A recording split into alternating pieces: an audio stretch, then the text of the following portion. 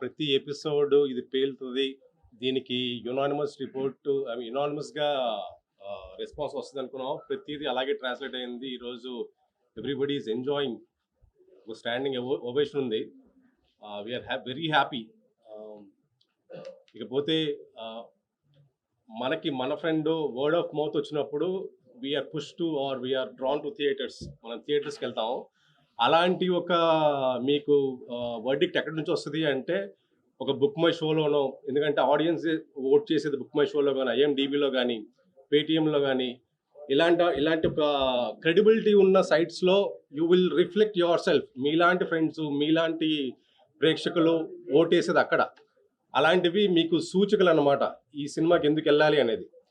ఇకపోతే మిగతా విశ్లేషణ పేరుతో విషయం చిమ్మే ఏవైతే కొన్ని సైట్లు ఉంటాయో అసలు వాటిని పట్టించుకునే అవసరం కూడా లేదు. మీరు చూడాల్సింది, మిమ్మల్ని రప్పించడానికి కారణాలు ఈ సైట్లు ఉంటాయి. ఈ బుక్ మై షో కానీ, లేకపోతే ఐఎండిబి కానీ. That is what it is reflecting the genuine content rating అనమాట. And thank you so much for the response what we are getting today. We are much grateful to the audience. Thank you. Good evening అందరికీ. నేను పర్సనల్గా అంటే talk follow అవుతున్నప్పటి నుంచి రాత్రి ఒక show పడింది.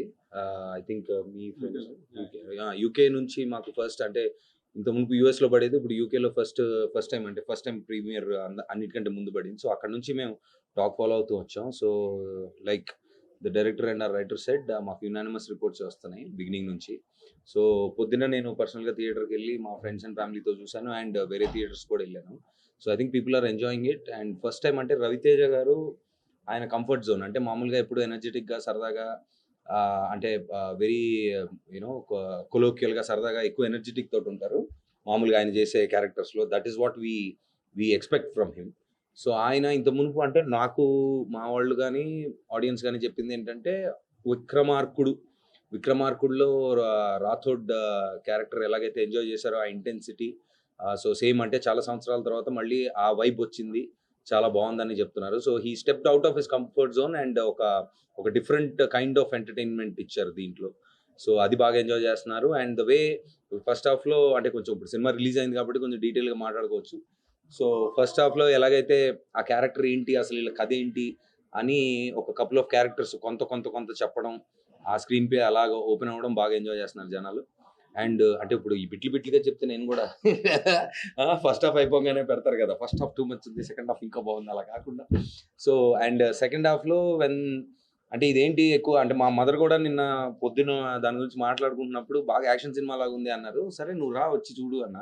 So she was also very happy. ఎలాగైతే second హాఫ్లో అసలు కథ ఏంటి, మెయిన్ అసలు ఏం జరిగింది అని తెలుసుకుంటూ, ప్లస్ ఓహో ఇదనమాట యాక్షన్ బ్లాక్లు, లేదా ఈ కథ అని main characters, main story open అయిన తర్వాత ఎలాగైతే ఎమోషనల్ ట్విస్ట్ తీసుకుంటుందో సినిమా, అది ఎవరో ఎక్స్పెక్ట్ చేయలేదు. మేము రిలీజ్ ముందు కూడా చెప్పాము, అంటే మామూలుగా యాక్షన్ కమర్షియల్ ఫిల్మ్స్లో యాక్షన్ తోటి ఎండ్ అవుతుంది, కానీ దీంట్లో మరి అది ఎలాగా ఈ సన్నటి కుర్రాడు అలా రాశాడు అనేది ఎవరికీ తెలీదు.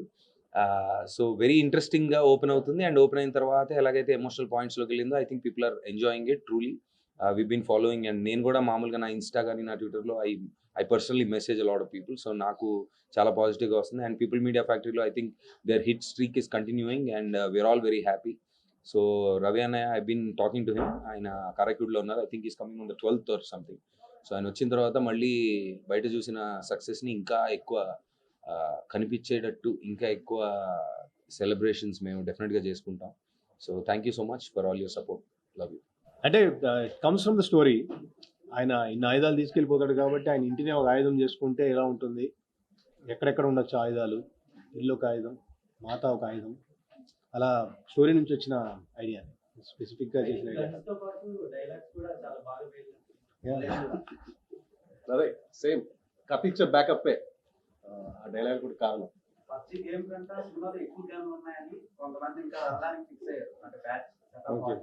అంటే పబ్జీ బేసిక్గా ఏంటంటే తెలియకుండానే మనలో రెలవెంట్ థింగ్ అయిపోయింది. అంటే ఒక పాయింట్లో మేము చాలా చిన్న పిల్లల దగ్గర నుంచి పెద్దవాళ్ళ వరకు పబ్జీలు ఆడుతూ దాన్ని ఇంకా ఏకంగా బ్యాన్ చేసే పొజిషన్కి వచ్చిందంటే స్కోప్ పెట్టు, సో సో స్కోప్ కరో back side. Why can't we use it అని అనిపించి వాడుకున్నాం అంతే. I think kids are enjoying it very much. Yeah.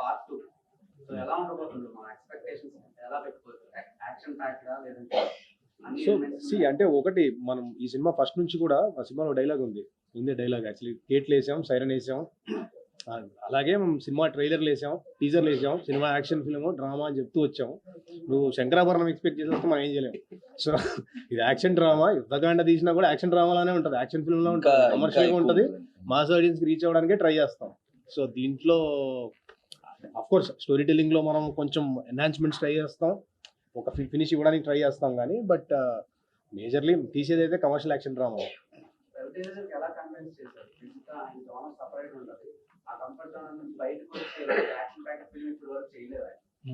అంటే యాక్షన్ అనగానే కమర్షియల్ ఒక లేబుల్ వచ్చేస్తుంది కాబట్టి ఆటోమేటిక్గా ఆయన ఈ వాజ్ వెరీ ఓపెన్ ఫస్ట్ నుంచి కూడా.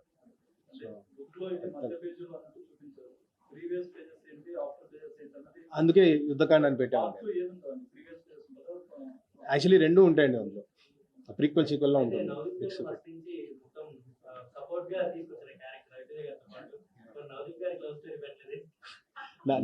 నేను ఆయన్ని ప్రేమిస్తుంటా.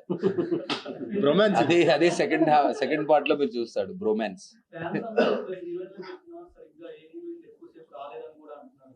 అంటే ఇది హీరోయిన్ సెంట్రిక్ సినిమా కాదు అసలు. ఫస్ట్ మన ట్రైలర్ నుంచి చూపిస్తున్నాం, మీకు ట్రైలర్ లోనే రిప్రజెంట్ చేస్తాం. 1 minute 2 minutes ట్రైలర్ కట్ చేసినప్పుడు ఎంతైతే ఉందో అదే చూపించాం. అంటే స్క్రీన్ పైన మీరు అన్న పాయింట్, ఇప్పుడు స్క్రీన్ పైన స్క్రీన్ టైం గురించి మాట్లాడితే మీరు అనింది కరెక్టే, కానీ ఇప్పుడు కథ ప్రకారంగా మాట్లాడితే సహదేవ్ ఇప్పుడు తను అన్నట్టు తను అంటే ఆయన క్యారెక్టర్ నేను చాలా కాంట్రాక్ట్లు తీసుకున్నా ఏది మిస్ అవ్వలేదు, కానీ ఇప్పుడు నేను చేసేది లైఫ్ టైం కాంట్రాక్ట్, నా వైఫ్ ఇచ్చిన కాంట్రాక్ట్ అనేది ఒక మాట అంటారు కదా. So if you see the driving force it is the heroine.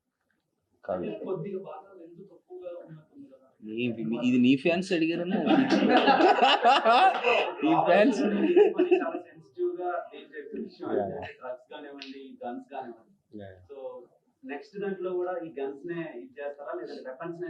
అంటే ఈగల్ అనే పాత్ర బేసిక్ గానే గన్స్ నుంచి వచ్చాడు. అతను వాల్మీకి లాగా మనం ఏంటంటే బేసిక్ గా ఒక రిపెంట్ అయ్యి then he decides to go against it అనేది మనం చూపిస్తూ వచ్చిన idea.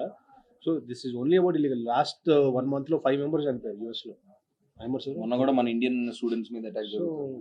It is happening, it happen. And India world లో 6th rank or 7th rank లోనే ఉంది. We are not far away, almost near. So relevant ఇష్యూఏ, maybe in future we can get it. 75,000 arms seize చేశారు 1 year లో ఇండియాలో, illegal arms.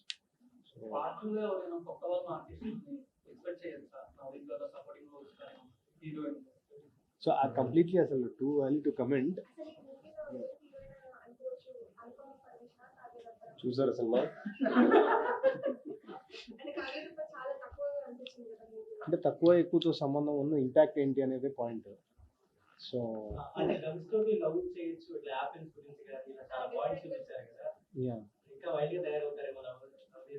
ఏం చేసినండి wild గా అంతా. ఒకటి అనుకుని తీస్తాం, ఒకటి చూస్తారని అనుకుంటాం, ఏదైతే చూడదు అనుకుంటే అదే చూస్తారు. ఇప్పుడు ఈ పబ్జి బాయ్స్ అంతా బయటికి వెళ్ళి గన్లు పట్టుకొని యాపిల్స్ కోస్తారని మీ ఫీలింగ్. ఓకే చూద్దాం, అలా జరిగితే పార్ట్ 2 లో అలా చేసిన వాళ్ళు ఏం చేద్దాం అనేది మళ్ళీ మనం మాట్లాడుకుందాం.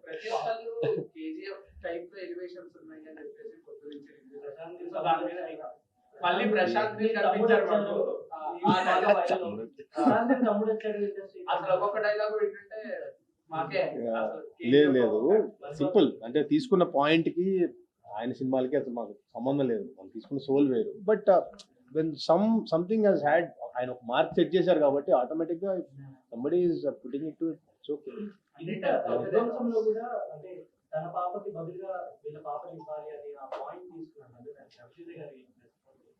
ఆయన హ్యాపీ, అంటే ఎమోషనల్ పాయింట్ ఏదో ఉండాలి కదా డ్రామాకి, డ్రైవ్ ఉండాలని we tried all these things.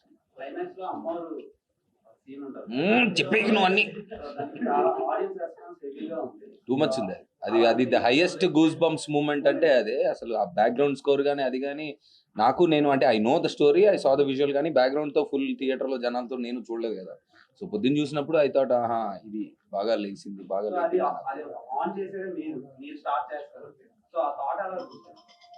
So అదే ఇందాక చెప్పినట్టు అంటే ఆయన ఇంటిని ఆయుధం చేసుకుందాము, ఇంతమంది వస్తే ఎలా ఆపాలి, 10 ఇయర్స్గా అక్కడ ఉంటున్నాడు అంటే ఆయన ఫోర్సీ చేసినట్టే 10 ఇయర్స్లో జరుగుతుంది ఇలాంటిది ఒకటి అని. సో ఫోర్సీ చేసుకున్నప్పుడు ఎట్లా బిల్డ్ చేశారు అని మీరు యాక్చువల్లీ డీటెయిల్డ్గా చూస్తే నవదీప్ గారు యాక్చువల్లీ ముందు సీన్స్లో కూడా అది రిపేర్ చేస్తూ ఉంటారు. శ్రీనివాస్ వచ్చినప్పుడు శ్రీనివాస్ హౌస్లా గారు వచ్చినప్పుడు అండ్ ఫస్ట్లో అజయ్ ఘోష్ గారు ఇంటికి వచ్చినప్పుడు ఆ కార్ది ఫిక్స్ చేస్తూ ఉంటారు. సో ఎక్కడ సబ్ కాన్షియస్గా బిల్డ్ చేస్తూనే వచ్చాం, అది తర్వాత పే ఆఫ్ చేసుకున్నాం.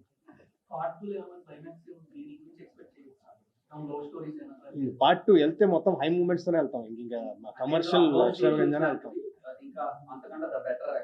100%. Thank you.